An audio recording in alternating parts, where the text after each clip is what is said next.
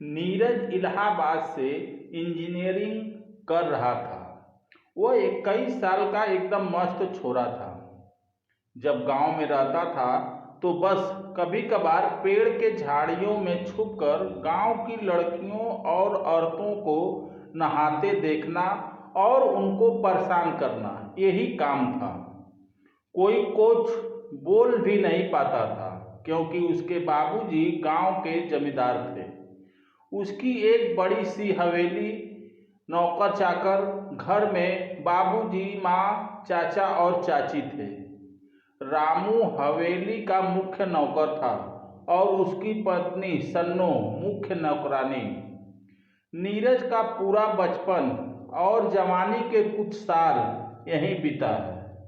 रामू और सन्नो की बेटी शीतल नीरज से करीब 2 साल छोटी थी और बचपन में शीतल और नीरज एक साथ ही पढ़ते, एक साथ खेलते और दोनों का ज़्यादा समय एक साथ ही बीतता था।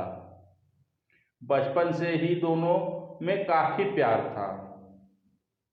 एक बार मैं छुट्टियों में अपने गांव के लिए निकला तो गांव पहुंचते पहुंचते शाम हो गई।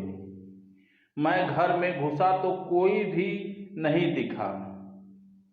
तभी शीतल दिखी तो मैं उसको आवाज़ दिया तो शीतल एकदम से हड़बड़ा गई और खुशी से दौड़कर मेरे सीने से आ लगी। मैंने भी उसको अपनी बाहों में भरकर ऊपर उठा लिया और उसे घुमाने लगा तो शीतल नीचे उतरने की जिद करने लगी। तभी मुझे उसके शरीर के स्पर्श का एहसास हुआ। एक करंट सा लगा मुझे। मैंने धीरे से शीतल को उतार दिया। शीतल खड़ी होकर अपनी तेज सांसों को रोकते हुए बोली, देखिए छोटे मालिक, अब मैं बड़ी हो गई हूँ। वो बचपन वाली चालाकीपना छोड़ दी है। आप भी छोड़ दीजिए। मैं तो नहीं छोड़ सकता क्योंकि तुम्हारी यही चालाकीपना याद करके तुमसे इतने दिन दूर रह पाया हूँ। अब शीतल मेरी तरफ झपटी और मेरे सीने पे मुक्के मारने लगी। मैं हंसता हुआ उसकी तरफ लपका तो वो भागने लगी। मैंने पीछे से उसको दबोचना चाहा, लेकिन वह समझ गई थी।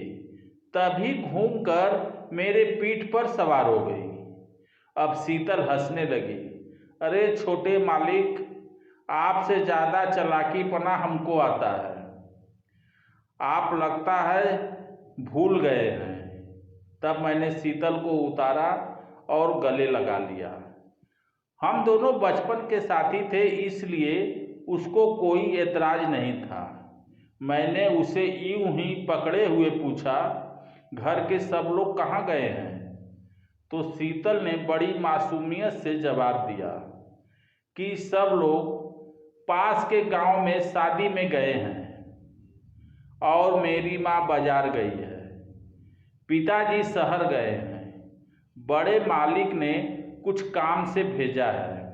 बात करते हुए मैं उसकी पीठ को सहला रहा था तो वह बोली, छोड़िए, मेरे शरीर में कुछ कुछ हो रहा है। वो घाघरा चोली पहनी थी। वह जवान होकर एकदम देसी हीरोइन लग रही थी। उसकी मस्त शरीर का ये एहसास ही मुझे पागल किए दे रहा था। हम आंगन में खड़े थे और शीतल हंस हंस के मुझसे बात किए जा रही थी। उसने खुद को मुझसे छुड़ाने की जरा भी कोशिश नहीं कर रही थी। कुछ देर बाद मैं शीतल को छोड़ दिया। तब शीतल मेरा सूटकेस उठाई और हम दोनों मेरे कमरे की तरफ चल पड़े। फिर मैं नहा धोकर शर्ट और बनियान पहन लिया और तभी मैंने शीतल को अपने कमरे की तरफ आते हुए सुना। तो जैसे ही शीतल मेरे कमरे के सामने से निकली तो मैंने पीछे से उसको दबोच लिया। एक हाथ उसके मुंह पर और एक हाथ उसके सीने पर रखा और जोर से शीतल के मुंह पे हाथ होने के वजह से चीख बाहर नहीं निकली। जब उसने मुझे देखा तो राहत की सांस लेते हुए बोली, छोटे मालिक, आपने तो मुझे डरा ही दिया था। मैंने शीतल से पूछा, तुझे दुख रहा है? शीतल बोली, हाँ। फिर शीतल झट से मेरे पास आ गई और कुछ ना बोल पाई, बस ऐसे ही खड़ी थी। तब मैंने उससे बातचीत शुरू की, शीतल और सुना, आजकल क्या हो रहा है? शीतल बोली, कुछ नहीं, बस ऐसे ही मटर गश्ती हो रही है। और पढ़ाई लिखाई का क्या हुआ? शीतल बोली, चल रही है। मैंने उसके चेहरे को अपने हाथों में लिया और बोला, आई लव यू। तब शीतल बोली, छोटे मालिक, प्यार तो मैं आपसे बचपन से करती हूँ। क्या आप दिल से प्यार करते हैं या मेरे शरीर से प्यार करते हैं? अगर मेरे शरीर से करते हैं तो ये रहा मेरा शरीर।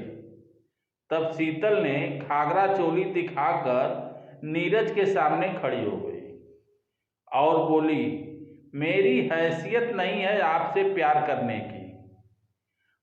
मैं आपकी दासी हूँ। आप जो कहेंगे मेरे सर आंखों पर होगा। अब नीरज शीतल को पकड़कर गले लगाते हुए बोला, प्यार तो मैं तुमसे ही करता हूँ और करता रहूँगा। जमाना चाहे जो कहे, हमें कुछ फर्क नहीं पड़ता। मैं घर वालों से बात करके तुम्हें शहर ले चलूँगा और पढ़ाई लिखाई अब तुम्हारी शहर में होगी और तुम जो बनना चाहती हो मैं साथ दूंगा। अब शीतल खुशी से उछल पड़ती है और नीरज के गले लग जाती है। तब नीरज बोला, शहर में ये सब कपड़े नहीं चलेंगे। उसका घाघरा और चोली को खींचते हुए बोला, और तुमको वहाँ का तौर तरीका रहन सहन सब सीखना होगा। तब शीतल बोली, तुम हमें बताओ वहाँ की लड़कियाँ कैसे रहती हैं और वह क्या क्या करती हैं। तभी नीरज एक टी शर्ट और जीन्स दिया, लो पहनो, देखो ठीक हो रहा है। तो शीतल बोली, मैं लड़कों के कपड़े कैसे पहन सकती हूँ। फिर नीरज ने मोबाइल फोन में सब दिखाया और बोला, देखो शहर की लड़कियाँ कैसे कैसे कपड़े पहनती हैं। अब शीतल को शर्म आने लगती है। तभी नीरज बोला, ये लो तौलिया, जाओ बाथरूम में नहा कर आओ।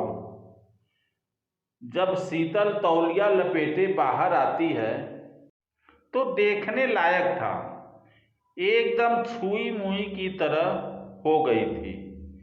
तभी मैं उसकी तरफ गया तो उसका तौलिया हाथ से छूट गया और वह हमसे चिपक गई। फिर क्या था, हम दोनों खूब मर्डर गश्ती की। अब इसी तरह 4 दिन बिताते रहे और वह शहरी लड़कियों की तरह कुछ हद तक सीख गई। फिर सुबह घर वालों से परमिशन लेकर शीतल के साथ इलाहाबाद चला आया। अब हम दोनों ने 5 साल तक एक साथ एक कमरे में मौज मस्ती करते हुए अपना अपना मुकाम हासिल कर लिया। अब मैं इंजीनियर और शीतल डॉक्टर बनी। तभी मेरे गांव में बीमारी फैल गई और शीतल की पोस्टिंग गांव में हो गई। वह हवेली में रहते हुए गांव वालों की और मेरे घर वालों की बहुत सेवा की। फिर मैं सारी बात पिताजी को बताई। तब मेरे पिताजी ने उससे मेरी शादी करवा दी है। अब हम दोनों परिवार के साथ खुश हैं। धन्यवाद।